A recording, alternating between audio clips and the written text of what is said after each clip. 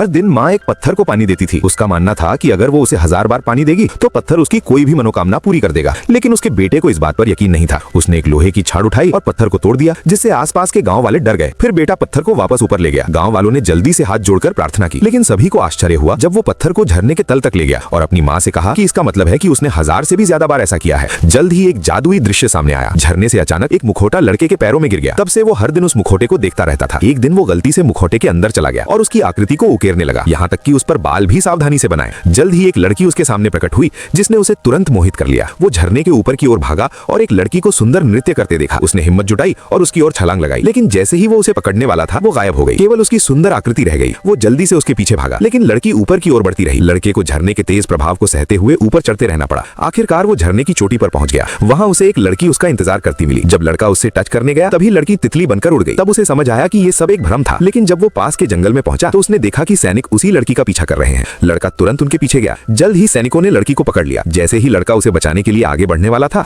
अचानक लड़की ने एक ही बार में एक सैनिक को मार गिराया, जिससे लड़का तुरंत रुक गया। अगले ही पल अनगिनत तीर बरसने लगे। पता चला कि लड़की घात लगा के बैठी थी और उसने पलक झपकते ही सभी सैनिकों को मार गिराया। लड़का ये दृश्य देखकर दंग रह गया। इसके बाद वो चुपचाप उनके पीछे पीछे चलने लगा। जल्द ही वे एक गुफा में पहुंचे। पता चला कि लड़की और उसका समूह एक गुप्त संगठन था। वे अपनी राजकुमारी को बचाने के लिए दृढ़ संकल्पित थे, लेकिन लड़के को इसकी कोई परवाह नहीं थी। उसे तो बस लड़की को छेड़ना था। तभी लड़की ने अपना हाथ नदी में डाला और अगले ही पल अनगिनत छोटी मछलियां उसके घावों को भरने लगी। इस सुखद अनुभूति से वो धीरे धीरे सो गई। तभी चुपके से लड़का नदी की तलहटी से तैर कर आया और लड़की के हाथ पर एक सुंदर आकृति बना दी। थोड़ी ही देर में सींगों की आवाज से लड़की की नींद खुली। पता चला कि मुखिया को राजकुमारी को बचाने का अवसर मिल गया है। राजा के जन्मदिन के उत्सव के दौरान हमला करना सबसे सही समय था। मुखिया ने यह कठिन काम लड़की को सौंपा, लेकिन जब उसने कार्य संभाला तो मुखिया की नजर उसके हाथ पर बने पैटर्न पर पड़ी। वो नाराज हो गया। उसे लगा कि लड़की अपनी शपथ से भटक रही है और किसी अजनबी के बारे में सोच रही है। लड़की ने कसम खाई कि वो अपने कर्तव्य से पीछे नहीं हटेगी। मुखिया ने उसे एक आखिरी मौका दिया। अब उसके सामने सिर्फ एक ही लक्ष्य था, राजकुमारी को बचाना। अगले पार्ट के लिए सब्सक्राइब करें।